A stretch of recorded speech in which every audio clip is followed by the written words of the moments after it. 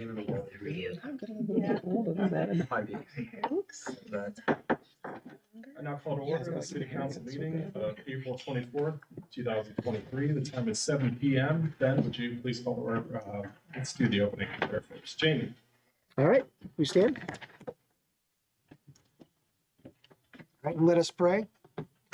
Dear Lord, we are here tonight to discuss topics that will benefit our constituents and the North Canton community as a whole. Come and give us wisdom to make the right decisions.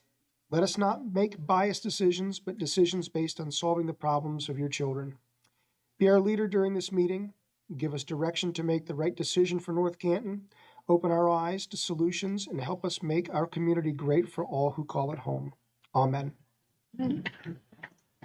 allegiance to the flag of the United States of America and to the republic for which it stands, one nation, under God, indivisible, with liberty and justice for all. Would you please call the roll? Member Matheny?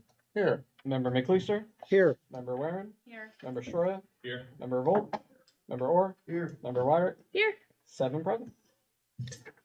Okay, we have a motion and a second to approve as presented minutes from April 3rd committee, April 10th public hearing, and April 10th city council.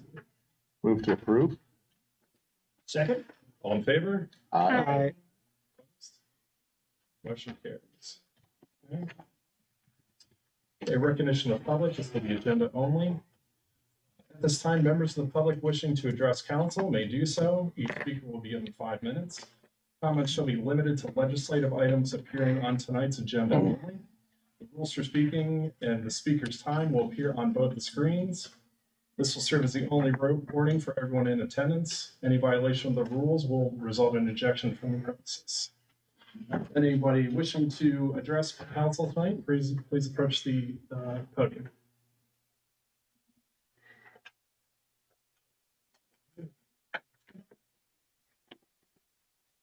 Chuck Osborne, 307 Fairview Street, Southeast, North Canton, Ohio. I am speaking on ordinance number 36, 2023, regarding, the total revamp of parking regulations. I am stunned that we've gotten to the second reading, and this portion of the parking requirements has not been examined for its pros and cons. I'm speaking about the overnight parking.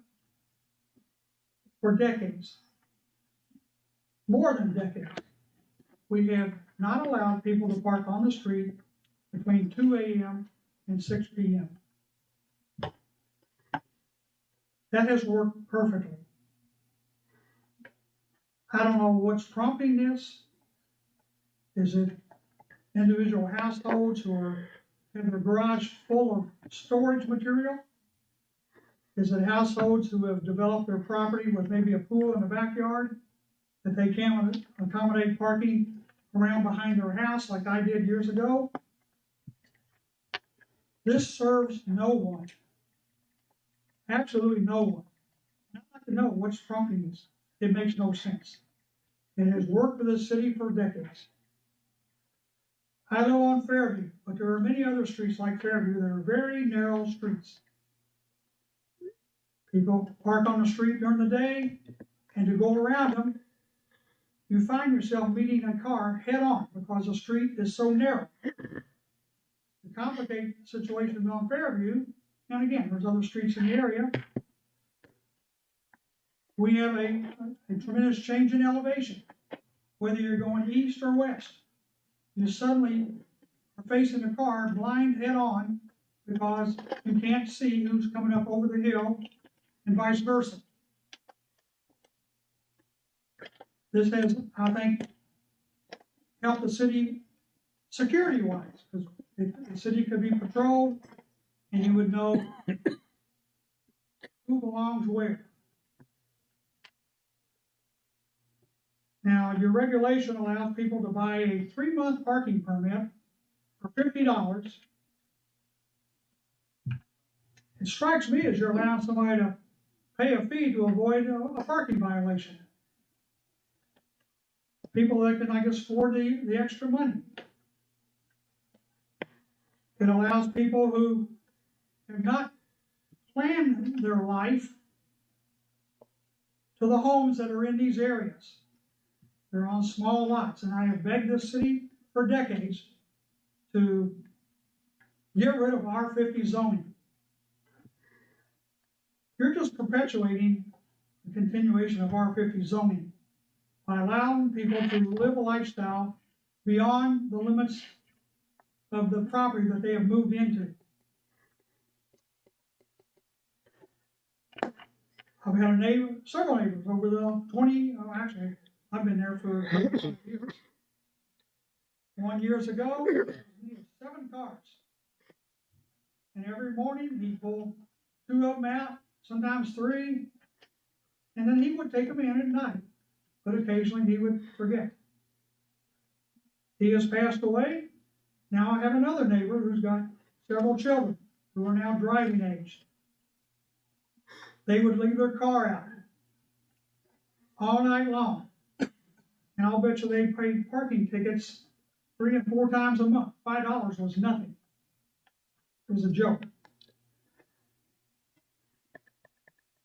How are residents going to know whether this is a legitimately parked car or not? Will they have to get out of leave their house and go down and look and see if they're permitted?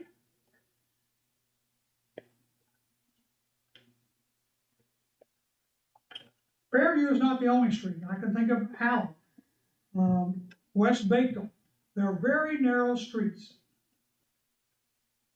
Also on Fairview, where this particular troublesome individual parks their cars, it's directly at the intersection of Fairhart and Fairview. So people can't get out of Fairhart.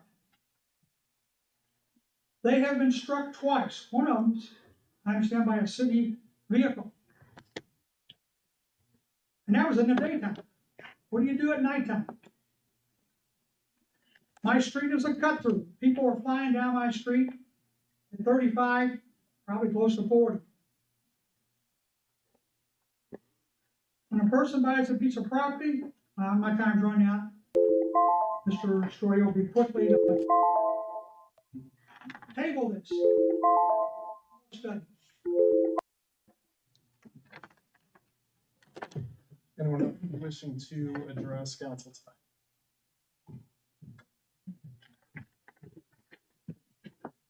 Let's call. Moving on. Ben, would you please read the title of ordinance 16-2023? An ordinance amending chapter 1159, non-conforming uses, buildings, lots, and structures, specifically subsection 1159.03E, discontinuance of use of the codified ordinance of the city of North Canton to lower the period during which a non-conforming use is continued while inactive from 2 years to 12 months. A community and economic development there. Thank you. Just to refresh everyone, this ordinance deals exclusively with non-conforming uses. Those are uses that are bought because they've been grandfathered in, wouldn't necessarily comply with the zoning in the immediate area. What we're attempting to do here is encourage the landlord to reoccupy a vacant facility within a year. If not, that conforming use or that non-conforming use will go away.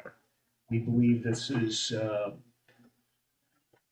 integral to our overall redevelopment strategy. And again, establishing consistent zoning through the city where possible. As Ben knows, and the administration, we have a few pockets. We have some zoning challenges where the community has grown around the use that today, if it were to come for the change, we wouldn't allow. So again, this is kind of a cleanup that has come through the review of the zoning ordinance. Questions? Make a motion, then we adopt the second reading of ordinance 16-23. Second. All in favor? Aye. Aye. Opposed? Motion carries.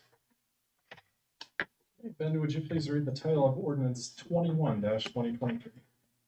An ordinance amending the zoning map of the city of North Canton to reclassify 25 parcels in the city of North Canton in accordance with the amendment procedure set forth in chapter 1182 of the Planning and Zoning Code in order to phase out office building zoning throughout the city. Gerald? Yeah, thank you. Again, as the administration has reviewed the zoning ordinance, it has concluded, and I have to concur, that the office building designation is not needed.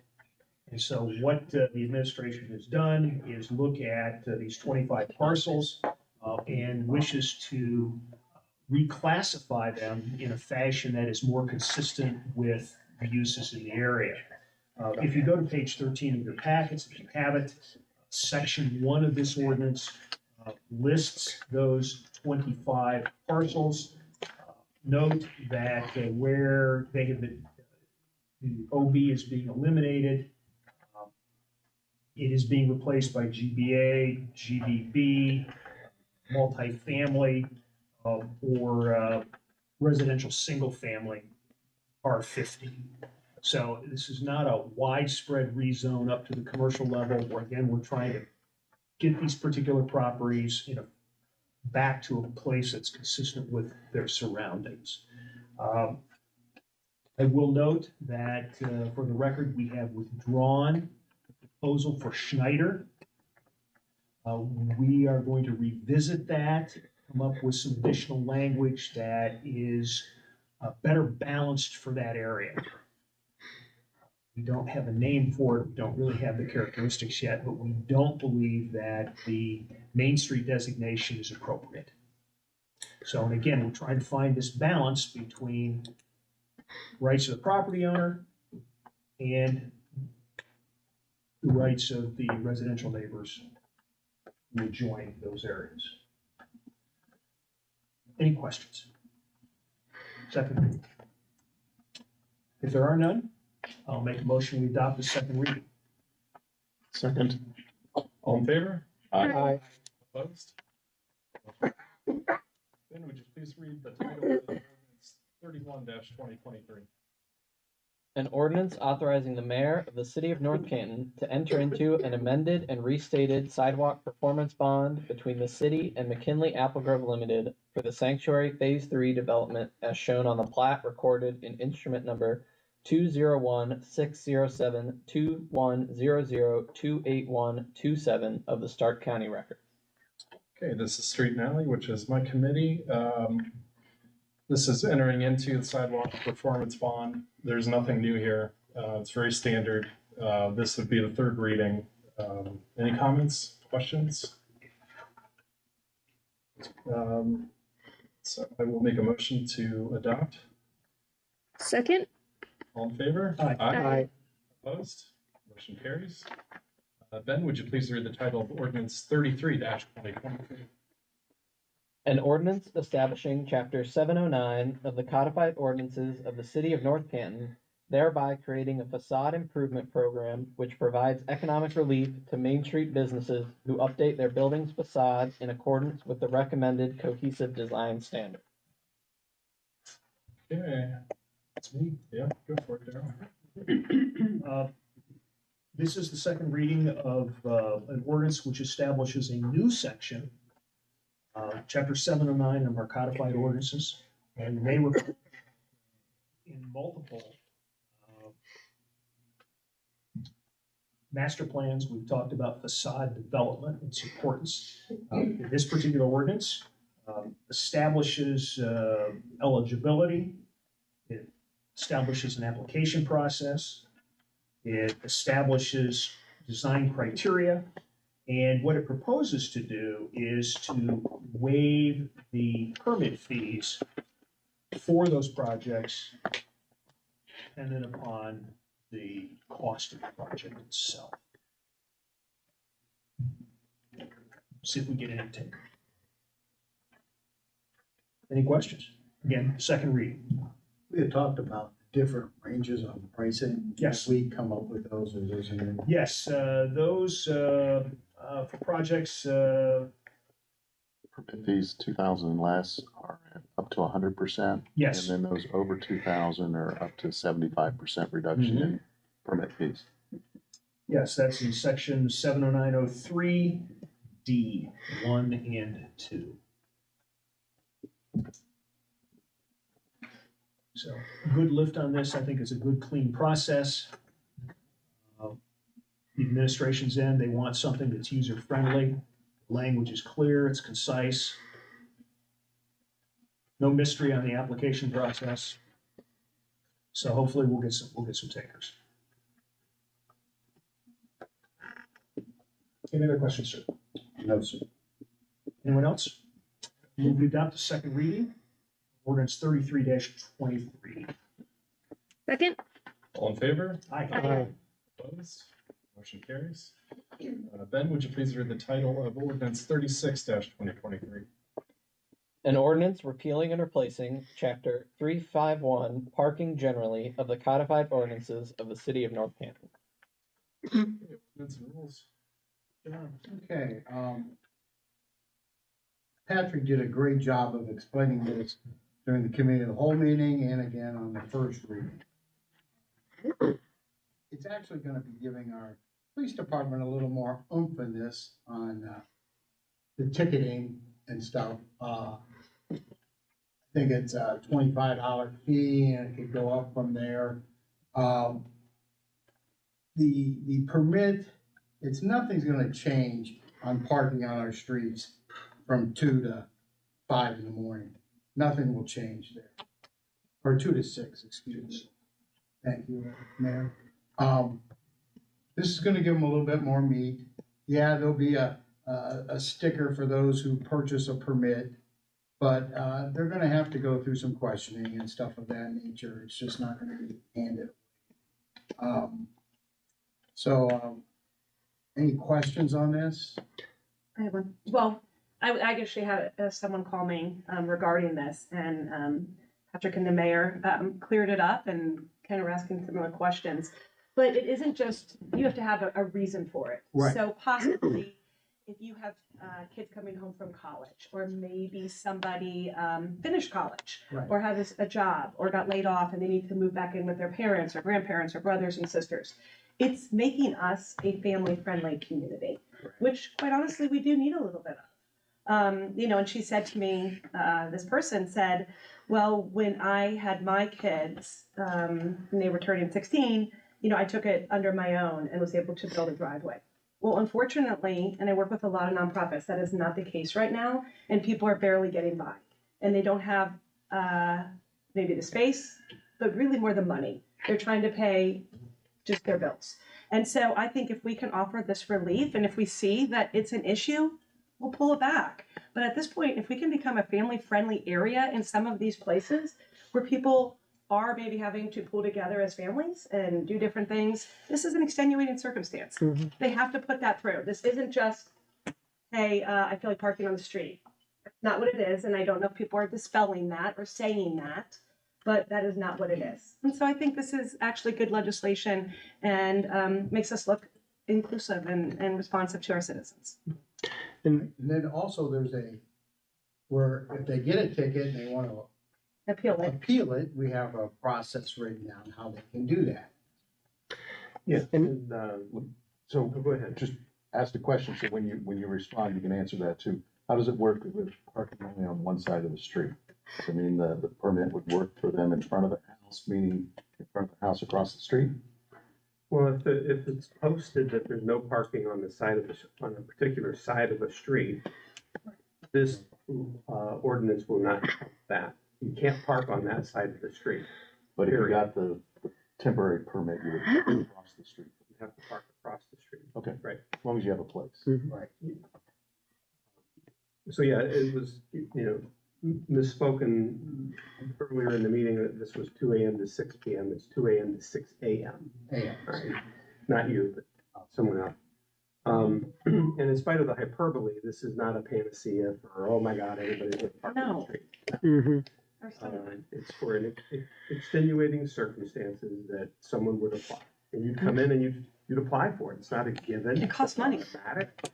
The police department will vet that out on whether or not this is a real need and for how long and for what period of time.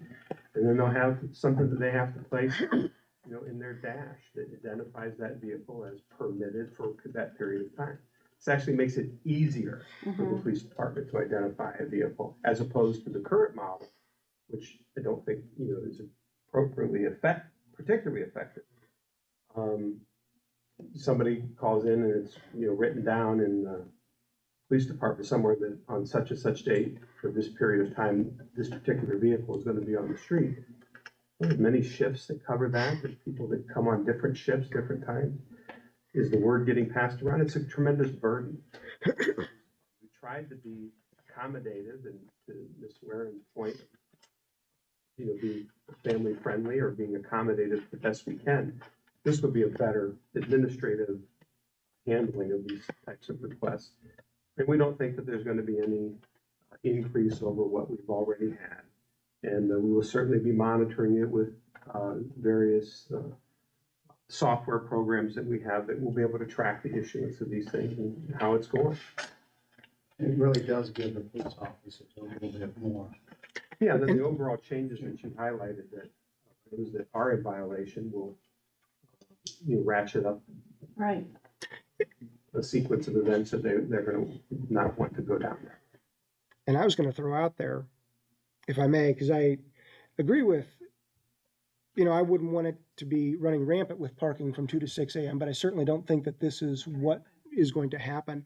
Because I think if you look at it, it's 2 times per year for 3 months. Right. So it's not like they can continuously apply for these and just forever and all times, if they pay $50, have a car in front of their house. So I agree with everything that Mrs. Warren said. I think that this makes sense. I think it's extenuating circumstances, and yeah. And if you take Makes up sense. the makeup of the homes built in North Canton, there are a lot of single garages with short driveways. Mhm. So there are a lot. We have to take that into factor too, with kids going to college and coming home or going from there. But there are other ways, there's numerous places to park. Listen, the last thing they want to do is give us money. Right. So they're gonna still do everything possible to park in their driveway. Right. Legally. Legally, yeah. Can I add something? No. No, Chuck. Can you please escort Mr. Osborne?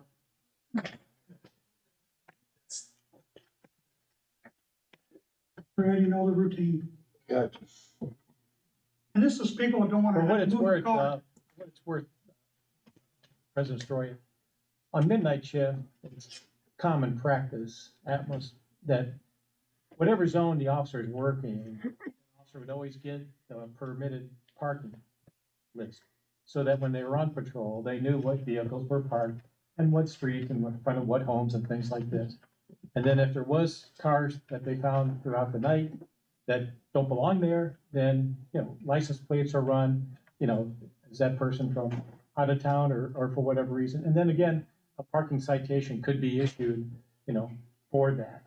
But, and I agree that, in my time in service, we only had a few really extenuating circumstances where people asked for, prolonged parking on the street. Mhm. And it's not even taken into consideration a driveway that's getting replaced, okay? Or, work or construction at your home. I think what this ordinance allows though is discretion too, to come in to play. We have a policy, we have procedures, but there is some discretion that's being applied here. And so I think, this ordinance is prudent at this time. And as Ms. Warren said, if for some reason it has to be revisited, Yeah. council is here to do that. Just I will say ditto to your comments. And let me just add, for those who might have a home healthcare aide, Yeah. taking care of someone in the house, they need to park that car in the street for an extended period of time. Mhm. That's Good idea. The B is for the students here tonight. One of the reasons that we don't want parking, you've obviously heard about security and the police looking, is that on those rare occasions, those very rare occasions when we have snow, it's nice not to have cars in the street that we have to plow around. You get into other communities where they allow on-street parking, snow removal, particularly in very heavy snowfalls, is very problematic. And so we have, I think justifiably, one of the best reputations for snow removal. And it's facilitated in large part because there's no parking on the streets between 2 and 6. To your point, those other communities have to issue parking bans when they anticipate that they're gonna have to plow snow that night. And it's effectively, can you get the word out and talk to them? I mean, even if you have a ban and somebody doesn't move the car, you still have to plow around it. Right. Mayor, is there any data to say that if your car is going to be broken into, it's more likely on the street? Someone did bring up that as well. Like, is that more likely than you parking in the driveway? That's a good question. I think it's probably more in your driveway. Really? I But think it's so. unlocked. It's it's, Not the opposite. it's not so much on the street as it is people leave their vehicles unlocked, leave your laptops, your checkbooks, Yep. valuable items in an unlocked vehicle. And, what you might see on the street would be more of a vandalism type thing. Yeah. That they may want to shatter your windows or key your car or something like that. But, I think in my experience, it's been more of, vehicles parked in driveways. Okay, sometimes during the summer, windows are down, Yeah. and every once in a while you get some person or persons going through a neighborhood looking for something easy, credit cards, a checkbook, loose change, things like that. So I think it's really more on your personal residence than it is on the street. And the nice thing about us knowing what's on the street is, again, sometimes we found stolen vehicles. Okay, dropped off from another location, another jurisdiction. And so, if I'm going down your street and I know that, there's 2 or 3 cars there that are, have permission for overnight for whatever reason. But we do check that's religiously on midnight shift. And we're also, like I say, we've also given warnings to people sometimes who may not have had a traffic citation, because we can run those plates and see if there are outstanding parking tickets or not. And sometimes it's nice just to, put a warning on there and being friendly, okay? But if we see that vehicle out there again the next night or 2 nights, then it's a good chance I get a $5 parking ticket. But now it's been elevated to $25, and that might send out a stronger message in the pocketbook that, we want to keep our streets clean and clear, and so there's a couple things there. Did you want to add anything? Thank you. No. Okay, so. Any other questions or comments? So I'd like to make a motion that we have the second reading of this. Is that a motion? Yes. Revolt will second. All in favor? Aye. Carries. Ben, would you please read the title of ordinance 37-2023? An ordinance establishing chapter 1313 of the codified ordinances of the city of North Canton, thereby creating regulations for the establishment and maintenance of grading and drainage on lots in the city of North Canton, Ohio.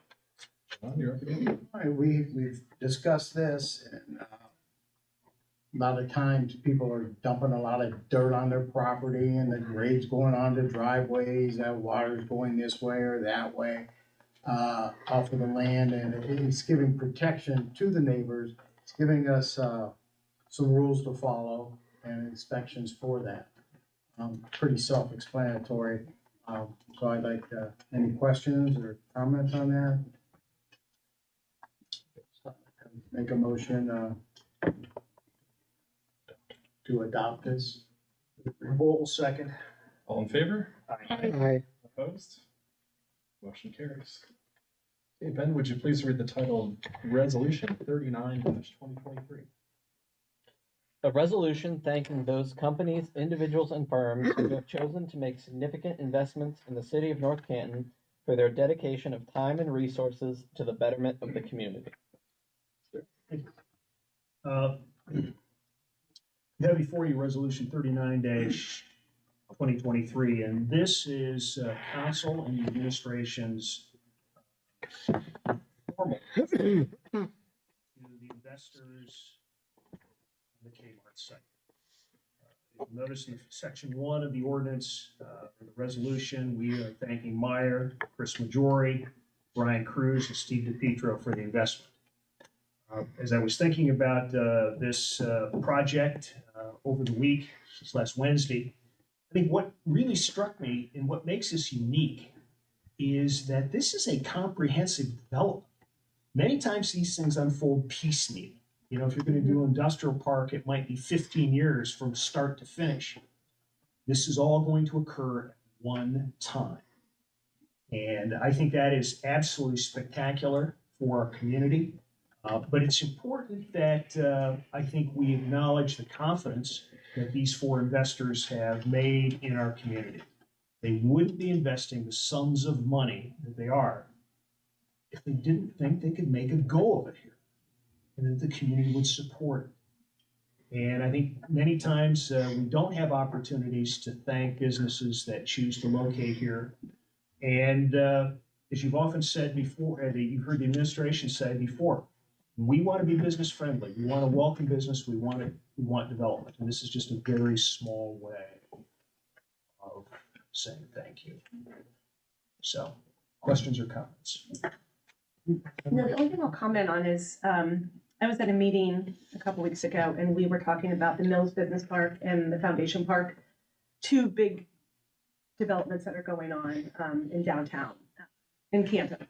And when I was listening to the collaboration that had occurred, I mean, there was zoning that had to occur with Canal Fulton and Maslin and working with the different legislatures and foundations and that. We used to not be very friendly and we were very silo in some of those things. And I think that's why we haven't had the development. And so to see this as maybe an olive branch and to see what our administration has done and the team that you put with them, one of the things that was really noted last week was this team of experts that you referred to. You did not believe that you were the expert. And I think that that's what I saw in some other successful projects. And maybe before we thought that we were, or we just thought, all right, if you say no to us, fine, we won't do it, or this. And I think it's really different this time. And I'm excited. People are going to die when they see all this stuff go up at once. Because that's how it's going to happen. And that is unique in a development. And so I just think that this is such forward momentum with the collaboration, with getting the experts, with us kind of learning a little bit about the process so that if opportunities present in the future, we're there and we're ready. Mm-hmm. So thank you for maybe changing the image of our community. I mean, you're absolutely right, Stephanie. This constitutes shift in thinking about 180 degrees. I hate to say this, when I was much younger. You know, we had the Hoover Company. It was the goose that laid the golden egg. We didn't have to cooperate. We didn't have to collaborate. We had more money than we could spend. Those days are gone. And I think this is a recognition, this project is a recognition that we understand the world has changed. And in fact, this project changed from start to this finish.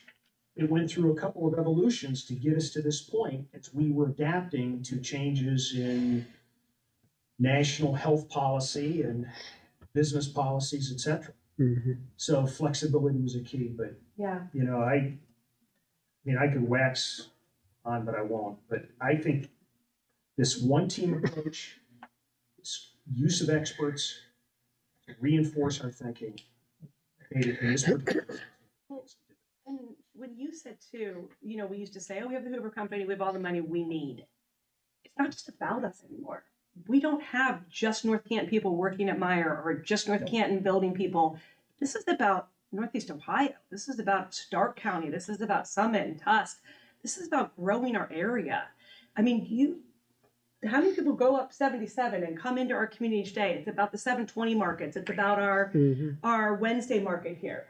There's not a gate around North Canton that says no one else can come in. Here's what I can tell you is that, and I know this from my economic development experience, investors investigate communities.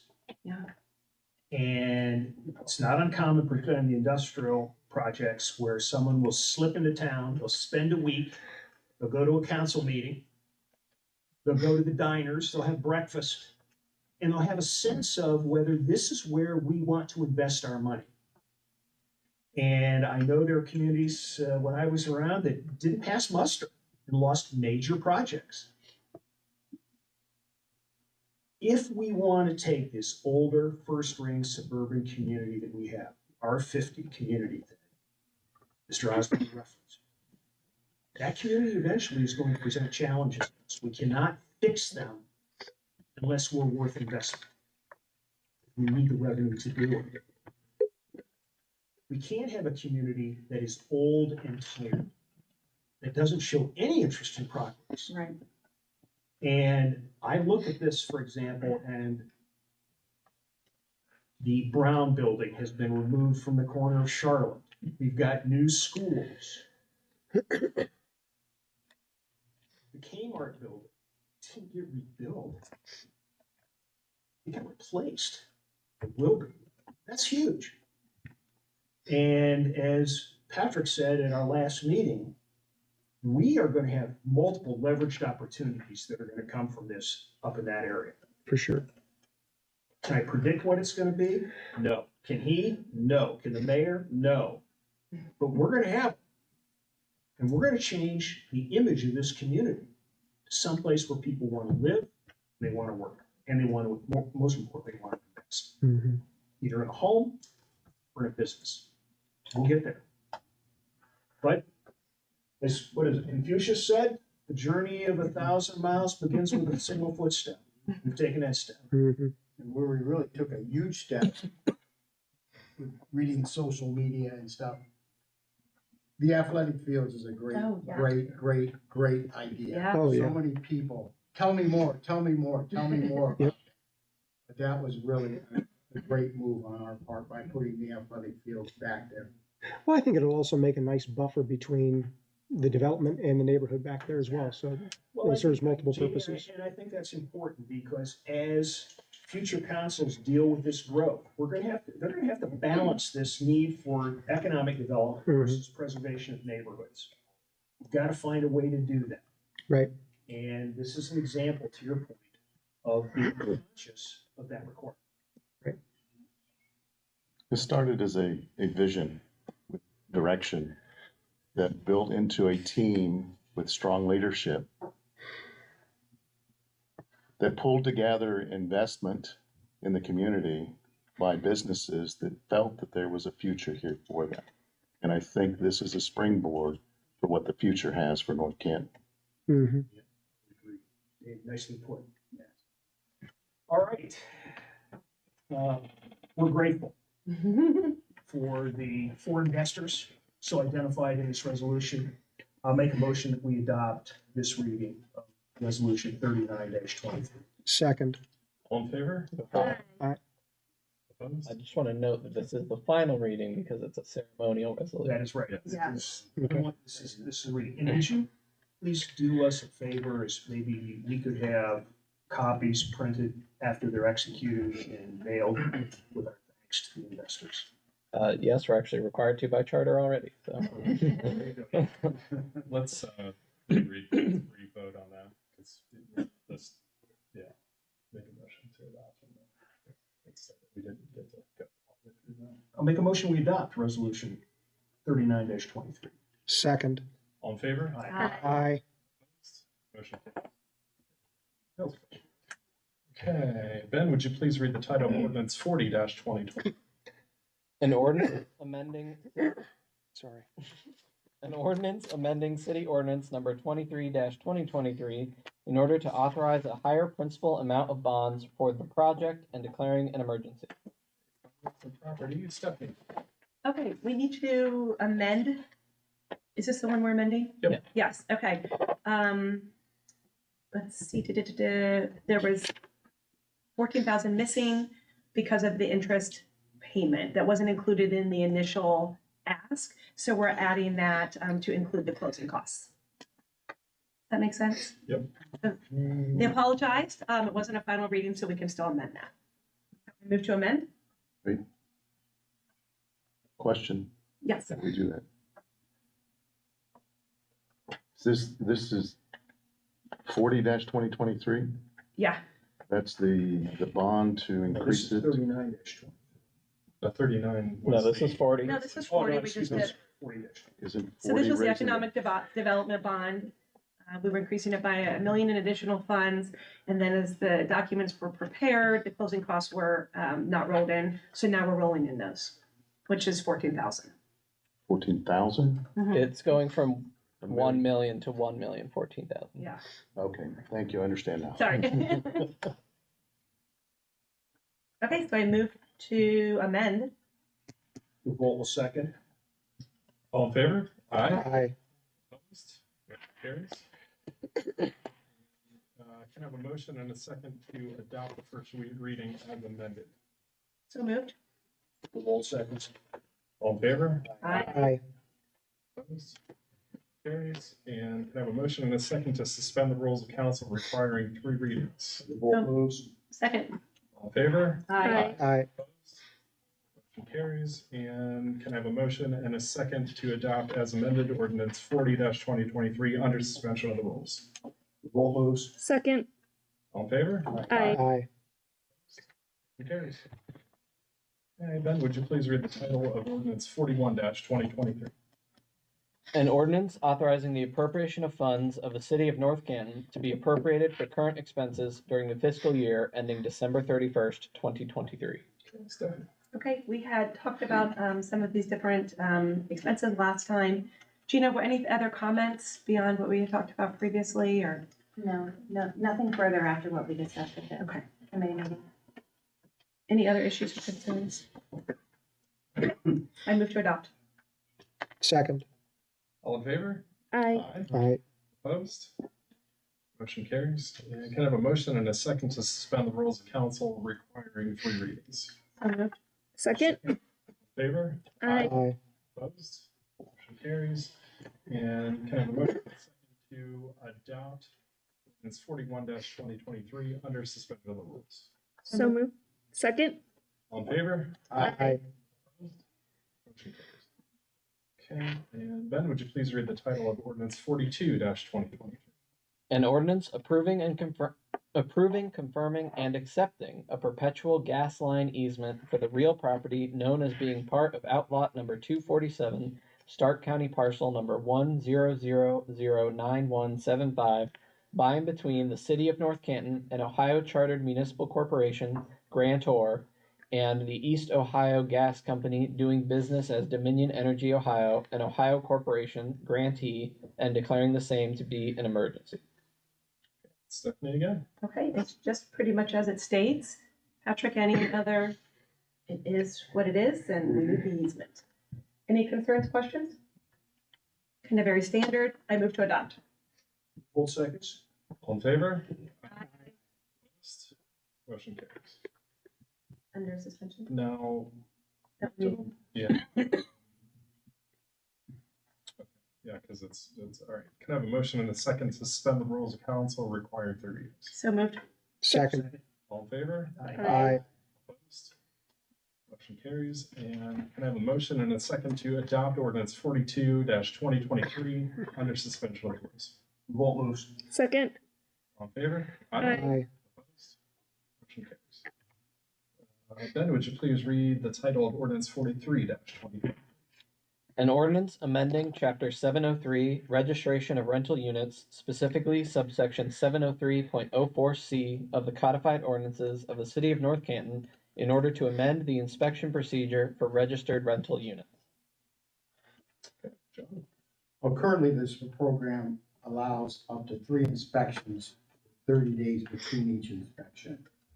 The proposed is to reduce the number of inspections to 2, but increase the time between the inspections to 60 days. Makes a lot of sense. You know what it's like getting contractors and stuff right now, it's tough. So I think this will help us move things along in this. So I'd like to make a motion to amend, not amend, but to accept this.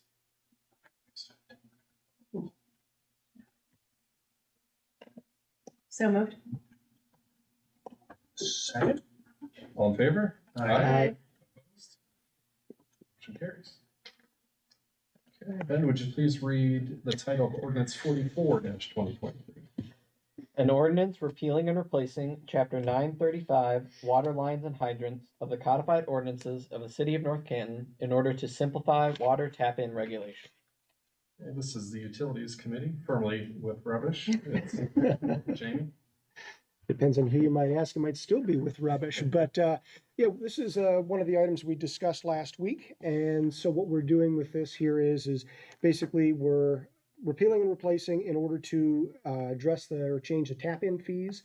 We want to make things maybe a little more attractive to people, a little less financially burdensome in an effort to attract more water customers. So I don't know if there's any comments or questions beyond what we discussed last week, or any comments from the administration? I think I would just add that, as I deal in this arena on a daily basis, how important it is for us to continue to grow our customer base. And this is one way to do it. I mean, decades ago, previous city council made it so that it was very expensive to get city water by requiring the entity wanting the water to tap the water main and run the line, establish a curb box, and then take it the rest of the way. All we're proposing is to go back to the way, in that respect, what it was before that change was made. And that change allowed us to tap our main, to run it under the road, be in control of our road, and establish the curb box. From the curb box to the building is still going to be on the entity or the homeowner to do that part. We're not picking up that. But we think that this will enable us to be competitive, but also allow us to have more control over who is messing with our line. Makes sense. Is that some help? Yeah, thank you. All right, any other thoughts? With that, I would move that we adopt the first reading. Second. All in favor? Aye. Opposed? Motion carries. Ben, would you please read the title of ordinance 45-2023? An ordinance repealing and replacing chapter 937, water rates of the codified ordinances of the city of North Canton in order to adjust rates and clarify regulations. Jamie, Rubbish. All right, stuck with rubbish again. So this is another item that we discussed last week, and this takes a look at water rates. And one of the things that stuck with me last week was the discussion from Mr. Giorio that a lot of our expenses are going up. I think we all know that, but certainly as it goes to the chemicals involved with the water and with running the water operation. So what this is looking to do is 2021, there was a increase proposed. This is going, and I think for this year would be 3%, correct? But we're going to, or excuse me, 3% would be in 25 and 26, but this is going to change it to 5% increase for 25 and 26. So for the water rate increase. So it looks like you want to say something. I have a question for you, Chair. Yes, sir. That 5% increase translates into how many cents per thousand? So for 0 to 15,000, I was going to bring that up. Oh, see? So for 0 to 15,000 gallons in 2025, it is a 13-cent increase. And for 2026, it'll be 27 cent. Per 1,000 gallons. 30. Oh, 2016, I was looking at the next gallons. Down here, that's for the out of. Sorry. Yeah. Yeah, I know, it's good. Yeah. Does the average household consume between 0 and 15,000, or is it more? You know, Patrick? Between 0 and 15,000? Yeah, or are most households in the next range? Most households are in the 0 to 15. Okay. So that's many fall within the minimum billing. Mm-hmm. So I think to the point that you're going, this is a very minute increase. An increase nonetheless, but a very small one. It is. And I've seen some people online saying, oh, I've doubled my water rates. It would take 25% increases to double your water rates. Yeah. Mm-hmm. So that hasn't And remember, with the water rates we were charging, we hadn't been watching them and it was like we weren't paying our bills. Right. It's that simple. You would never tolerate this kind of lack of expenditure in your own house. Yep. You would be bankrupt. Agreed. But this is an example of, as was Ordinance 8E, examples of how we can do something initially. And we had said, we would do the 5533, but then when we looked at it, the data did not present so that we could keep doing that. And it just shows that at times we have to be flexible to either go forward and change something or move it back. And so when you think about the parking, we do things all the time where we can pull things back. Mhm. We're not like the toll roads. We can change things. And that's what's really good. And I think we have a council that's willing to look at those things and bring it forward. We amend all the time. Yep. Yeah. Perfect. Didn't the old man once say drive? What? Didn't the old man one time say drive? It was changing. Yeah, it's you. You've changed dramatically. I want that in the record. Daryl Revolts Said change. said Change it. change is okay. All right. Well, on that note, I would Can we add something? oh, yes. Sure. So, it should be noted though, two things. One, that, under the ordinance from 2021, which was 55533, administration at the time opposed 55533. We were advocating then, as we do today, that it's fives all the way across. We were able to see then, what we see today, and it's even more relevant today. It's just that you have the proof today that, hey, this is something that is spiraling up in costs, and we have to address it. Mhm. Now, the second part of that is this council no longer, and this administration in the future has no luxury of putting this off. This was put off for 10 years, and this is why you're in the bucket that you're in. But the federal government has stepped in as a result of what happened in Flint, Michigan. Severe water contamination because the city council there and the mayor there put off for decades their water lines and to neglect to the point that it, harmed thousands of people and their water was declared undrinkable, unusable. And I'm not saying that's the case here, but what I'm saying is that the law has changed, that we are required to do it. We're mandated. And there's some people back then on council didn't really understand that mandate. We're mandated by the federal government to do an asset management study. We have to do that. We have to be forecasting out seriously what need repairs, what expansions, what we need for our water system. Calculate those costs out, forecast them out, anticipating what inflation is today and forecasting that forward and saying, hey, these rates that you currently have aren't going to match. And what happens if you don't do it? What happens if you just neglect it anyway? They'll come in. They'll be happy to run your water system for you. Wow. Mhm. So these are not options. I don't plan on going to jail. Dina isn't either. We're going to throw you all under the bus. It's important for those of us that won't be here. Daryl's old. He's going to be in a home soon. And you all need to remember this, you younger people. It's that important. I mean, Yeah. and it was shocking to us to hear this conversation, that we're just going to turn our heads to it and just not do anything about it. Mhm. So if we raise it 5%, a year from now, we have to revisit it again.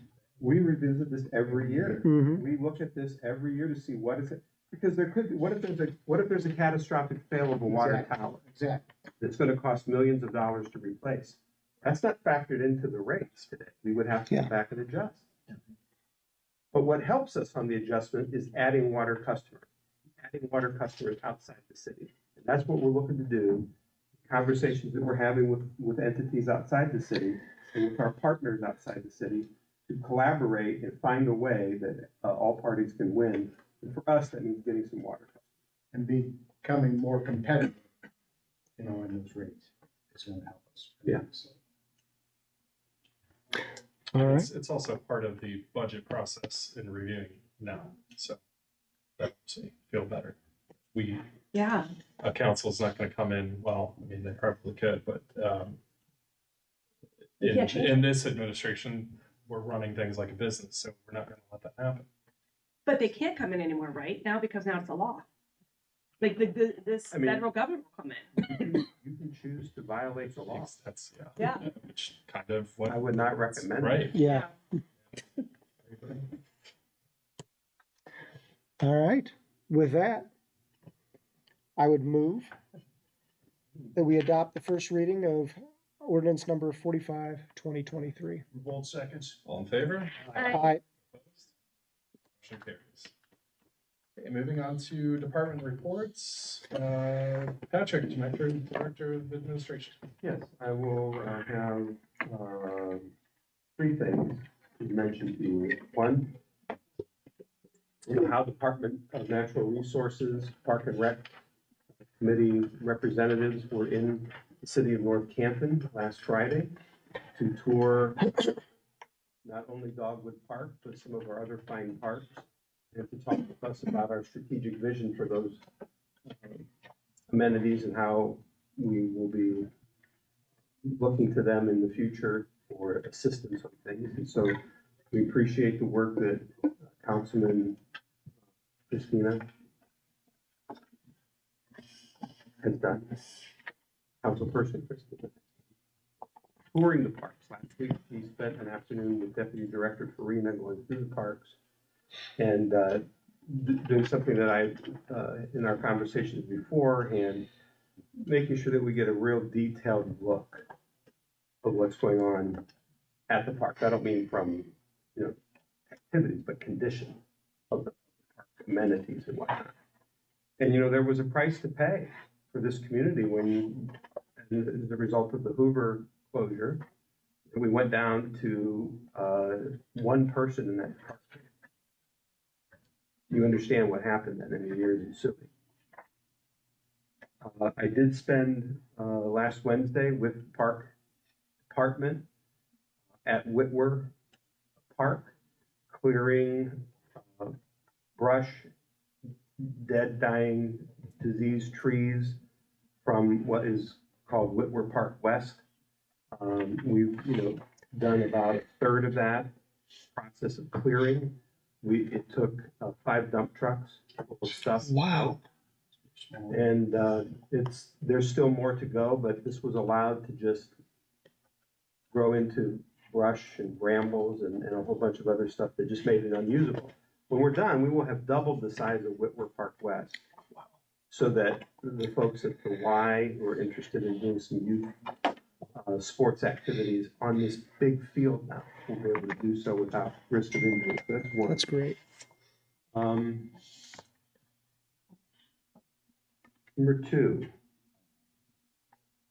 Price Park. I can't make a goose sound. Oh, that's right, because there's no geese over there to make that sound. Yes, that program has been working very well. There'll always be people in the community that you could never make happy. In tune with, if they can't be the captain of the ship, then by God, they'll take the ship down. So we all know that this has been a plague to the community for decades. We've administered a humanitarian means to discourage the geese from locating here. And we just wish to continue that through the nesting season so that they nest someplace else. Thing with geese and ducks is that they have a means to remember where they nested. And that's what they'll return to year after year. We hope that this will bear fruit in ensuing years. And I also think this is going to be wonderful for the mayor's fishing rodeo. Because, let's face it, all those ducks didn't do all their business on the walking path or in the grass. They did it in that pond. And so we appreciate that will all is all cleaned up and will remain so through the mayor's fishing rodeo in June. Patrick, have you really seen a decrease already? Oh, yeah. Really? Unbelievable. I know. Yeah, I was just looking at that. It's unbelievable. It's unbelievable. That's amazing. And so why did we wait so long? Well, not everybody, let me rephrase that. There wasn't always an available solution. So this is a growing industry. Yeah. starting out, and, you know, we were approached by one entity. I passed on that one. And I ended up talking with the City of Green and got some favorable recommendations from them. This is part of that collaboration. And that's how we got to where we are today. And yes, it's made a difference. And just, you know, it has a spillover effect when you think about it. Previously, especially during the summer, we would send our crews out first thing in the morning, every day, Yeah. 7 days a week, spray off the trail, spray off the trail. By evening, it's covered again.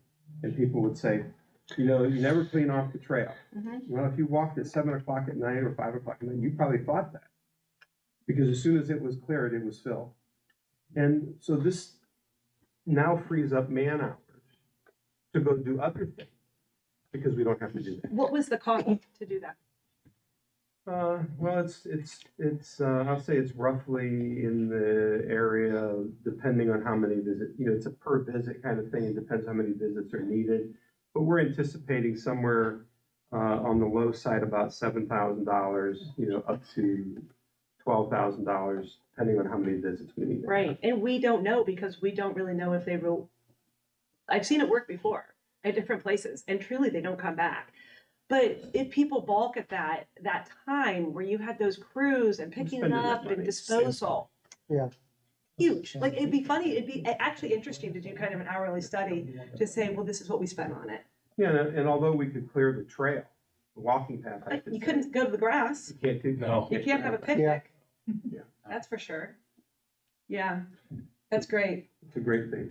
Yep. Okay, finally, I wanted to pursue it to municipal ordinance. The administrator is required to provide notice to city council upon changes in rental rates at the Civic Center.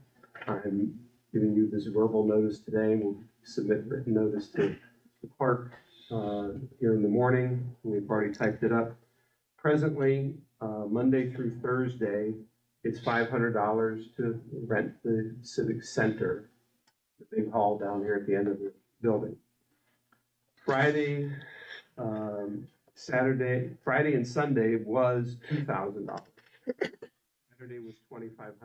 Of course, there's a cleaning fee, which is subject to market rates in the bidding process as appropriate. And the cleaning fee is $238 to clean that facility. So you recall that last year, the administration made a change on rental policy, and we removed ourselves from the wedding venue business. What we found is that invariably with every wedding, there was damages to the building, damages to the facility. And regardless of how much we would increase the security deposit, it didn't stop the damages. You know, we went for a couple $100 up to like $1,500. Jeez. But you know what? Sometimes people looked at that just as a license to go do what they wanted to do. They were required to pay the deposit up front, so we had the money, but then we would argue about how much of it should go back, and it just created such an environment that it was costing us more money to rent it out than what benefit was being derived from it. And, you know, virtually, 90+% of the people renting it were not from the city of North Canton. So it just didn't make sense anymore. So as a result of that, though, since we do not allow alcohol in the facility, and we do not, we're not doing any weddings, it does require us to start thinking about other venues or events that could go on there and what rates they should be paying for that. So we don't think, for instance, if an AARP meeting was to be held in that venue, that it's on a Friday that they should pay $2,000. That's not competitive with where we're at. So having done a little bit of research, we feel that the Monday through Thursday rate at $500, which is what is presently, is the correct rate. So we're going to keep it at $500. Friday, Saturday, and Sunday, though, we're going to drop from either $2,500 or $2,000 down to $750. And we think that that will get some additional use out of that. because the rate is more akin to what can go in there. We have, whether it's heritage groups, garden groups, civic groups, we get interest from, but at those rates from what we had from last year, those are not going to get anybody to rent, and as a result, nobody has rented. But we've taken the time to think about it, see what kind of fielding of questions we were getting, of who was interested in the type of rental, and around where we're at, we think 750 is the appropriate number. So that's what I will note, put it formally in writing to the council. We're required to do that, and then 2 weeks after the notice has been given, the rates will go into effect. What about like graduation parties, stuff like that? No alcohol. No alcohol. And how do those, like for weddings, we are just trying to, we eliminated, I understand that. Are we trying to push them over to? Anybody that calls us, we always recommend Arrowhead and give them the contact information to go down there. Yes. But if you follow, a lot of the wedding business, it's kind of, it's like a barbell approach. It's on two ends. There's very little in the middle anymore. On the one end, they're looking to get married up at City Hall, the mayor to do the marriage. Daryl has done a number of these. The previous mayor has done a lot of these. I mean, that's one end. It's very low cost. And then there's the high end, exclusive, the Gervasi experience. And they're building new venues out in Jackson Township, or it might even be Lawrence Township. It's out that way of trying to recreate that kind of atmosphere. That's what the thing is today. So we don't see a lot of that, and Arrowhead doesn't see a lot of that either at this time. But Arrowhead is getting a lot of other use for other events. So even if we increase the deposit, it's not worth it for us to do the weddings and. The deposit didn't discourage the damages. So can you give me an the example of damage that was? Punching holes in the walls, destruction in the bathroom. Just, breaking chairs, the $1,500 didn't cover it, and then you got the administrative expense of Following up on it, getting it done, showing them accounting over in finance and all, it involves their department. Yeah. Who's reconciling how much this is, how much is owed, can we cut the check back? It's just a litany of things. It's just not something that we're equipped to deal with. And it's too bad because people are always looking for venues. It keeps them local if people are trying to go out, and so it helps. Whether it's Bill and Mary's in the morning or whether it's a hotel or, different things. But, I get it. Well, and I think in addition to that, it was the staff having to come out, show the bride, then show the mother of the bride, then show the mother another date they want to come, the father or the mother or the groom wants to come, and the caterer, and then the photographer wants to come and check the lighting. I mean, it was just a whole mess of we're not in the wedding business. What percentages of the rentals? How many times do we rent this a year? Presently, I would say it's a handful. Previously, when there were weddings, I would say it was dozens. I think the 7 to 50 will attract some more nonprofit type groups, which is nice. Fees definitely stop people in nonprofits from renting, so that's kind of a welcome for them. I'm glad you looked at the pricing.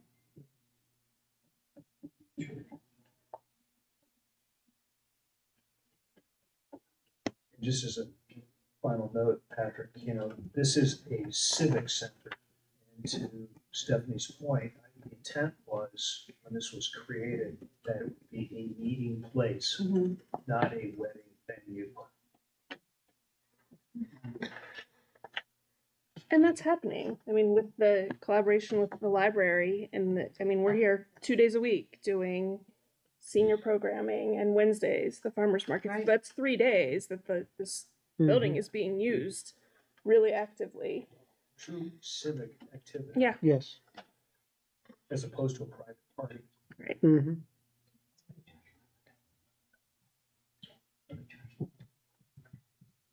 This requires no council action. That ordinance that was passed previously gives the administrator the authority to do this just with notification of council.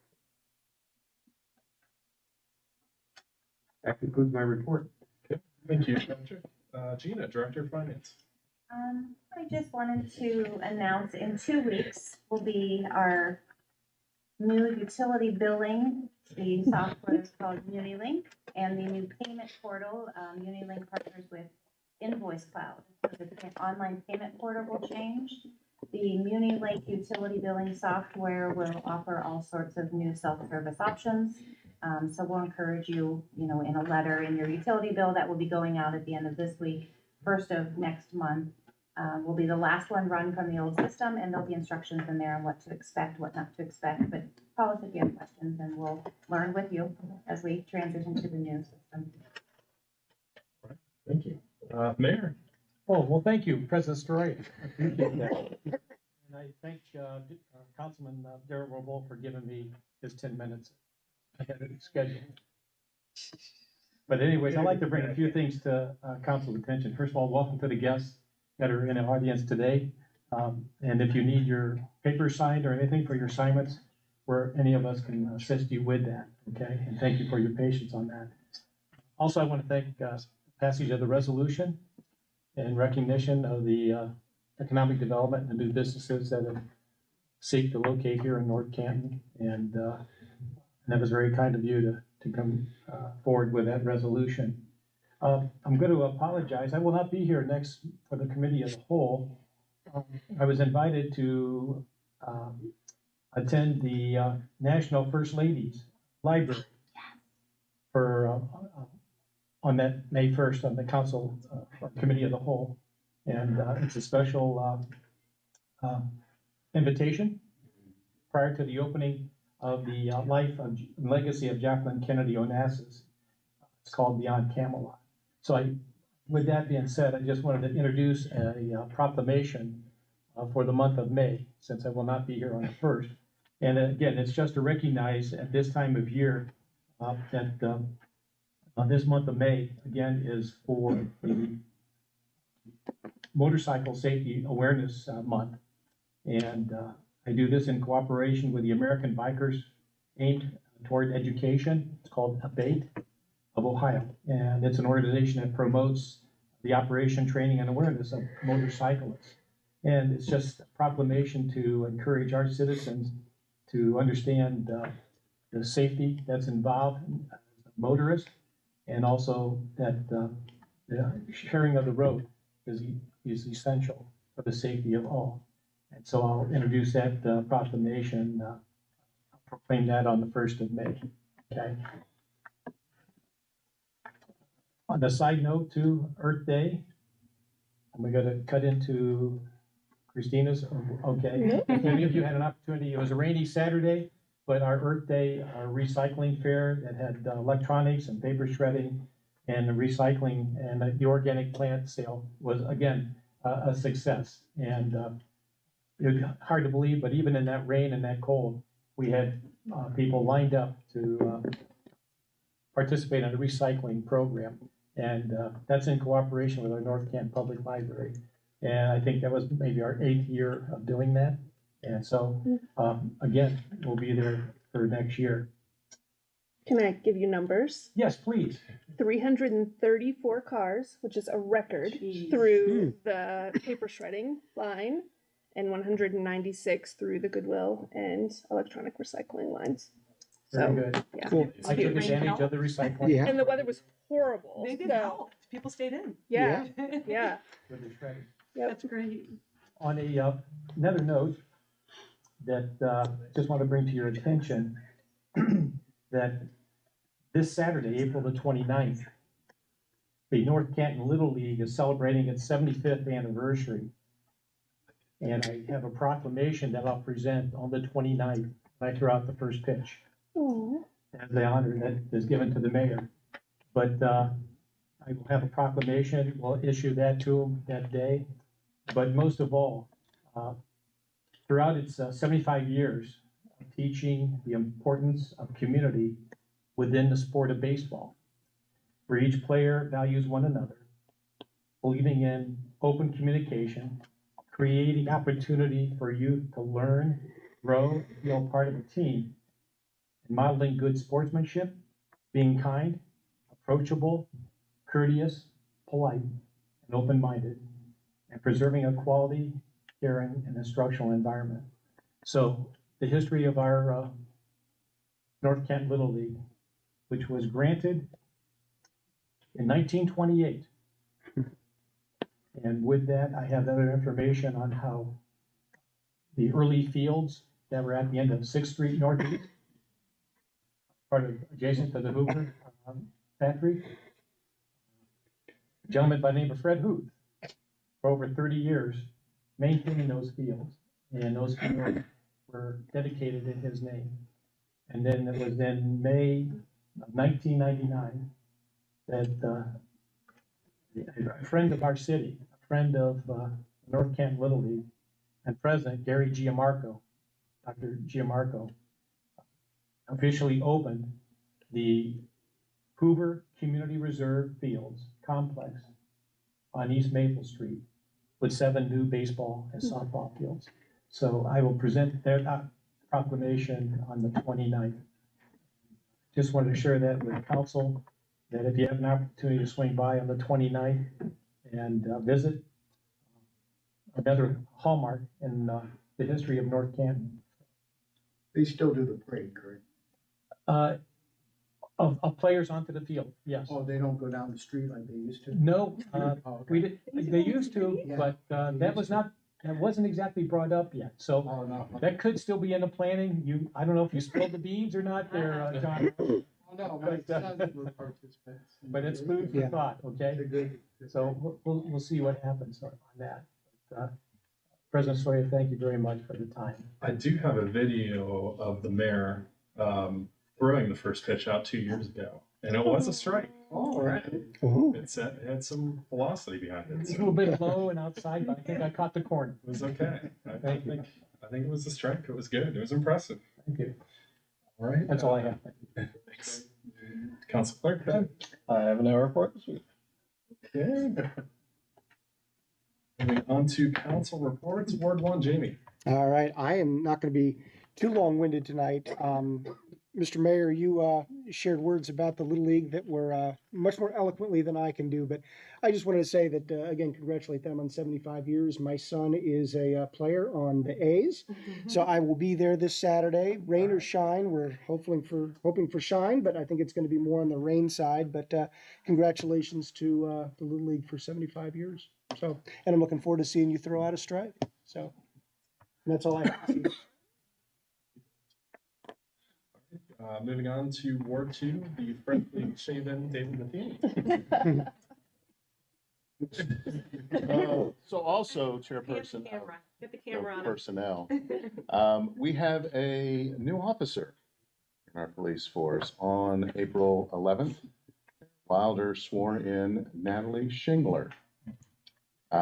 Natalie has completed the Ohio Peace Officer Basic Training Program at Kent State University back in 2017. Was a law enforcement officer with Stark Parks since 2018. In February of 2020, she gained a dual commission through Walsh University, working part-time as a member of campus police as well. Officer Shingler became highly recommended from her previous employer, and we look forward to her continuing her law enforcement career here as a North Canton police officer. So congratulations to Officer Shingler. That's my report. Thank you. Ward 3, Stephanie. Just a couple things. We were talking a little bit about trash cans with the mayor and the director of operations right before the meeting started. I've had a resident call and ask about trash cans, and I know that when we first had Kimball and we got the trash cans, and I don't know if you were on council at that point, and Daryl, you weren't, but the idea was that they were supposed to be hidden, and we have not been able to maintain that.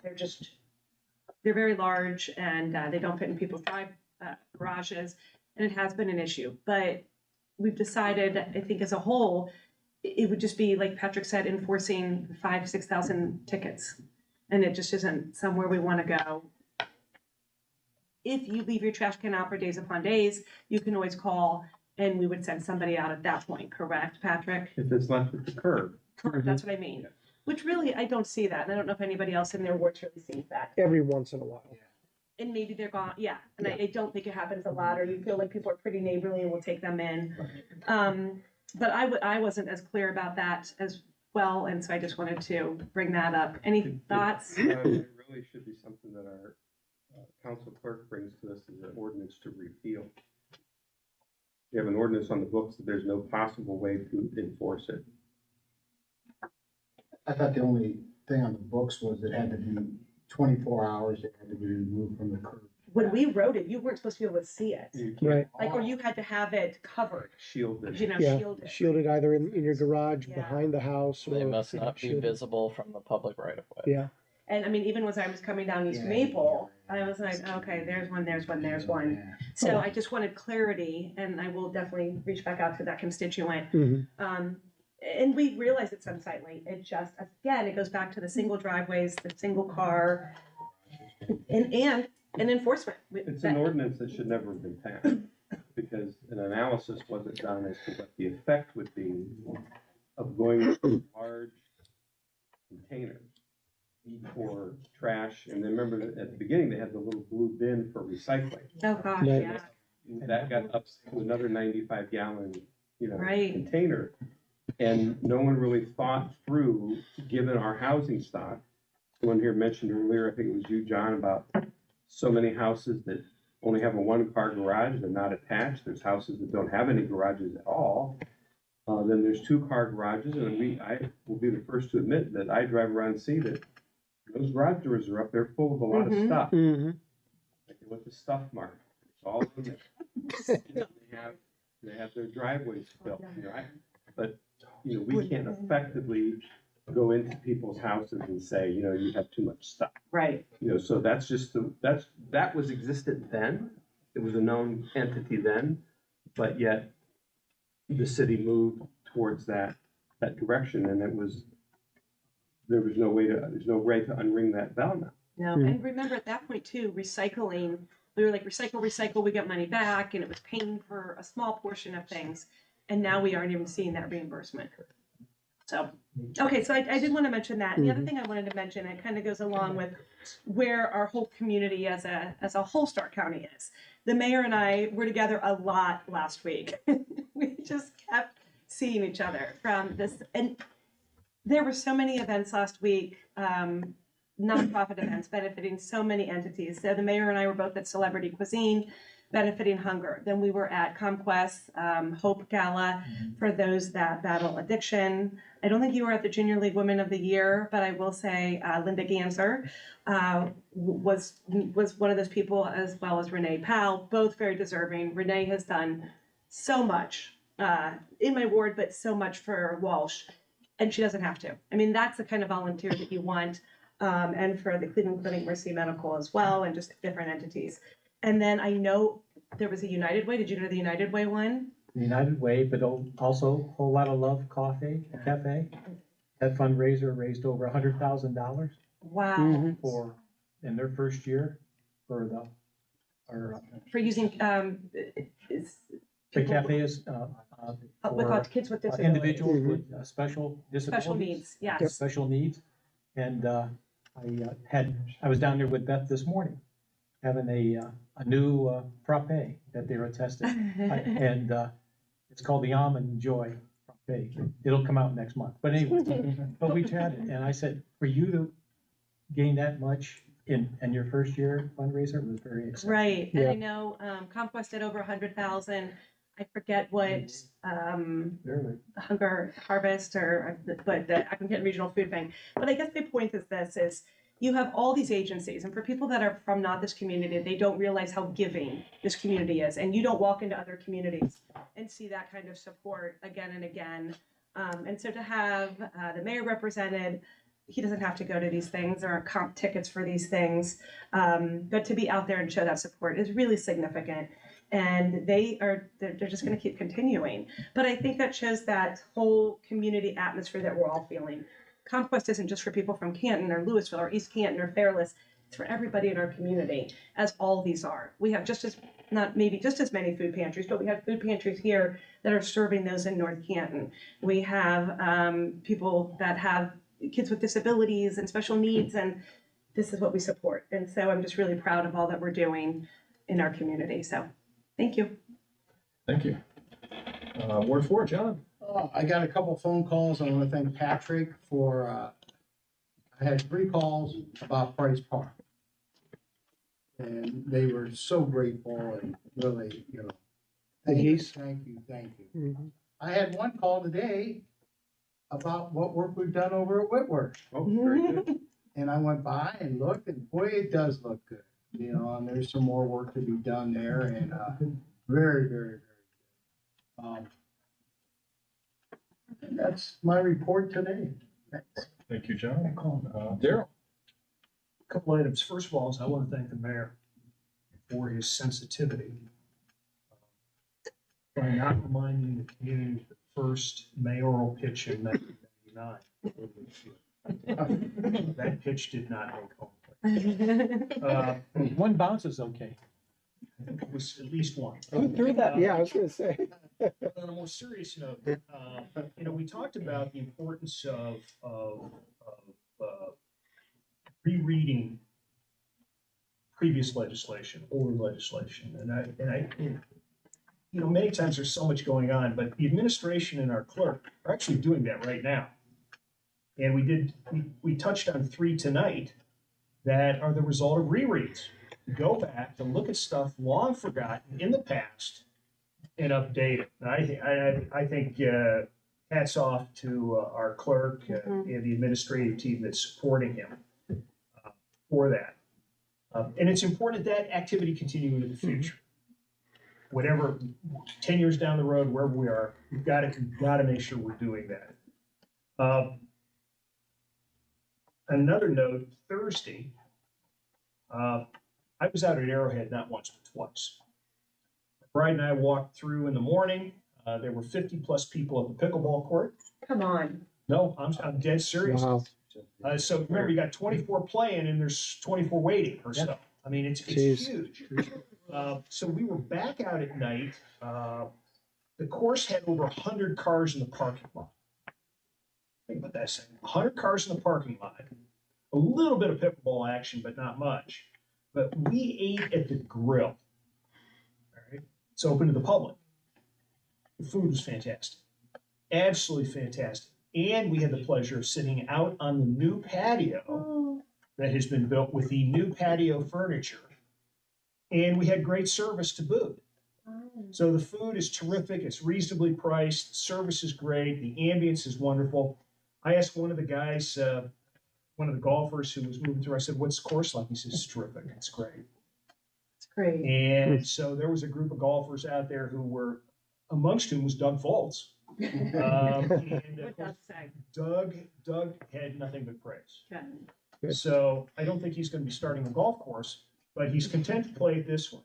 So this notion that we're gradually improving this community asset bit by bit. We talked about weddings. The place, clubhouse looks fantastic.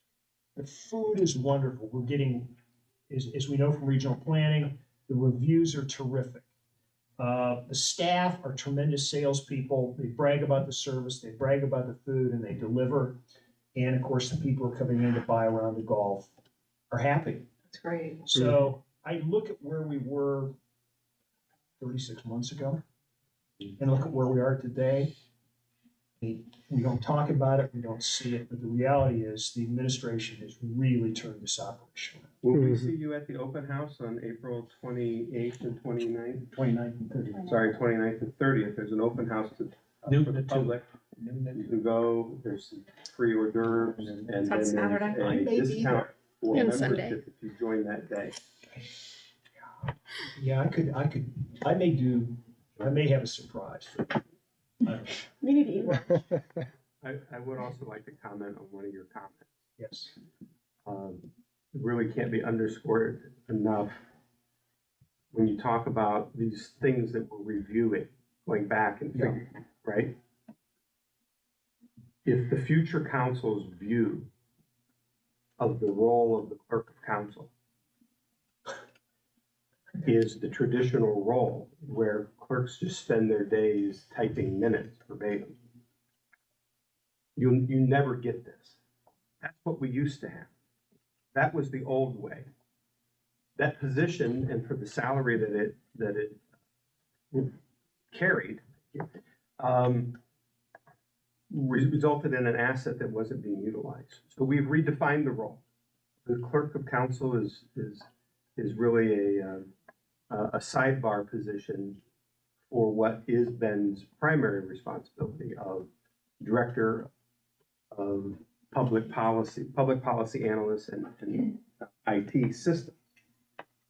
And he is bringing such tremendous value to us. You've talked so many times about the data that we're collecting and being able to analyze on our rental registration and that kind of stuff.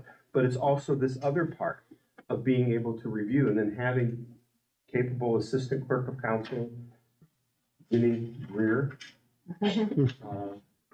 here, to assist, and other people that we're bringing in turn, and and this kind of stuff that is developing is giving you all the ability as elected officials to be able to have something valuable to work from. That didn't exist. It required you all to rethink the role of that position. You did, and you should be commended for it. Well, and I remember us talking, and I was on that search, and I was like, this is ridiculous. That in 2023, someone is spending, because I remember we used to have 2 people, if you recall, Yes. that just typed minutes and let somebody, in the door. And we said, we have to think differently. But you weren't the administration that said, no, this is how it's always been. This is the way the other entities are, and that's what allowed this to move forward. One other point is really valid is when you think, so DePietro has changed the format of what Arrowhead is, correct? If he had a bad relationship with us and it wasn't working and we were saying, no, we don't want you to do that, do you think he would have put his new restaurant at that space? Right. So again, it shows how we're working with individuals, what we're doing to move things forward. And you don't know sometimes how that connection is going to benefit us later. And even if it wasn't him, he would then tell somebody, he knows people in the restaurant business, hey, they're doing things right now. They're making really smart decisions. This would be a good plan moving forward. Mhm. Well said.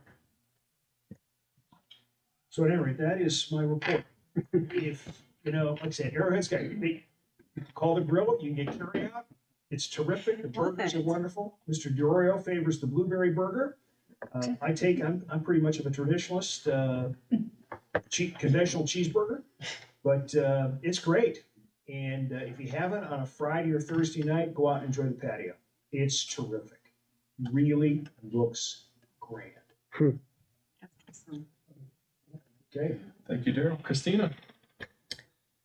So I think we can call tonight like the pride of North Canton around the council table, right? Because I'm just going to echo what so many of you said already.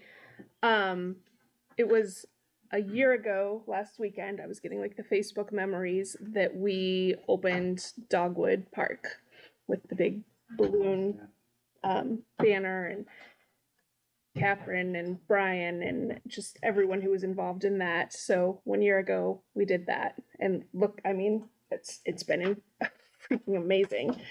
And then this weekend, as some of you have mentioned, we have not a grand opening, but an open house at Arrowhead to show off the improvements there. So, I mean, 2 huge projects within a 1 year time span.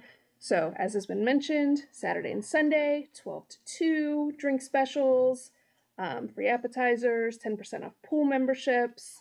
When I was with Catherine Farina last Friday, she showed me everything that's been done there. And the staff is beaming with pride over that space, and they should be. They're informed, they're proud. As Daryl said, they are like selling that place because they believe in it. I deemed that day that I was there, this is my new happy hour spot. Like, I'm going to start inviting friends to meet me at Arrowhead. Like, I'm like, why am I not coming here? This is It's crazy. It's so nice. It's so great. There's not a single vegetarian item on the menu, but I'm gonna talk to someone about that. Other than that, it's a grand slam. They do have tater tots. And I think mozzarella sticks, but not an entree. Anyway, it's fine. But Brian Hill was there when I was there, and he just, I mean, his pride, it's incredible. And God, that guy's smart. He knows so much, and his history here, I don't know, he's such an asset. So there's that. And then let's stick to the pride in our administration. I've been contacted at the library by 2 different people from admin who work in different areas who are writing stories for the next newsletter. The administration has taken this newsletter, when's it coming out? I don't know. June 1st. And divided it among the entire administration staff to do different stories.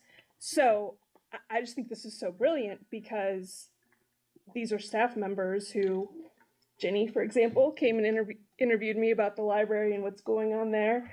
And she's like, I hadn't been to the library before. What a great way to get your staff out and around and become more knowledgeable about everything that's going on. I just commend you on, I'm just impressed and I'm happy and I'm proud. That's all. Well, thank you. Since you plugged the newsletter, I don't know if we spoke about it before, but our staff, Danielle, ran point on this to find how other communities are doing this. And of course, we were late to the party. Other communities are way ahead of us and figured out how to do this and make it so that it's not a burden. So as it turned out, some time ago, the repository used to publish print area newsletters for schools and for communities. And when the paper was sold, it's like kind of the line of work they wanted to get out. Understandable. It's a different business model today. And so other entities have stepped up into that void. And one particular company, Canton Data Print, is the one that we've selected. They already do the newsletters for many of the schools and the surrounding townships and other communities and nonprofits and the like. And what it will allow us to do is they've automated this to a point where we just need to provide the stories. It'll get fitted into a template, and then around this template of stories will be advertising that will be sold by Canton Data Print to entities that wish to advertise in a publication that is going to go to 12,000 different unique addresses in the city, including businesses. And just want to give us an opportunity to get our message out for important stories that have a lot of words or may not be particularly newsworthy, so to speak. We talk about responsibility with leaf pickup, or in various little other items that we want to try to bring our level of citizen engagement up to a higher bar, so that it will allow us to do that. So we think, based on what we've heard, that virtually every time an ad was sold in an adjoining community's paper, when North Canton's going to do theirs? When North Canton's going to do theirs? I think there's a pent-up demand for this. So we're anticipating it's approximately 12 pages. It's going to be old-fashioned newsprint. That'll help us keep the cost down, but it'll have the feel of an old-time town newspaper. So anyway, we've submitted, as Christina eloquently put, we've divvied up the writing responsibilities to everybody to write. And then as we get this first one out, we will be reaching out to other departments, including elected officials. In a year in which you're on the ballot, we won't allow you to have your name or anything in there. But if there was a particular story or point of view that you would like to get across with an anonymous byline, this is information that we can get out there. So it's intended to be, everybody writes something, we'll review it, we'll edit it, we'll massage it, we'll drop it in the template, boom, done. 3 weeks later, it's being carried to every doorstep. I personally then reviewed all the carrier routes and determined within our zip code what routes stay in, what ones go, so that we're not delivering an inordinate number of newsletters to people who are, or businesses who are not in the city of North Canton. There will be some overlap, but by using a carrier route system, it allows us the cheapest rate to deliver. So I weighed that against the cost of production and found that it's okay if somebody who lives on Vincent Northwest, on the east side of the street, it's Plain, on the west side, it's North Canton. People on the east side of the street are probably going to get the newsletter too. So, just to give you an update on that, I forgot. Thank you for Thank you. My turn. So usually I give about a 25-minute presentation for all the new people. I'm just kidding. But one of these days I am going to give my department my report first, my council report first, because everything that's been said has already been taken. So I'll end by saying bye and support local. Final call for new business. None. Looking at the meeting calendar coming up, we'll have a committee of the whole meeting on May 1st. We will have a regular council meeting on May 8th. We'll have a committee of the whole on the 15th and a regular council meeting on the 22nd. On the 29th, we'll have no meeting due to Memorial Day. I will entertain a motion to adjourn. So moved. Second. All in favor? Aye. Opposed?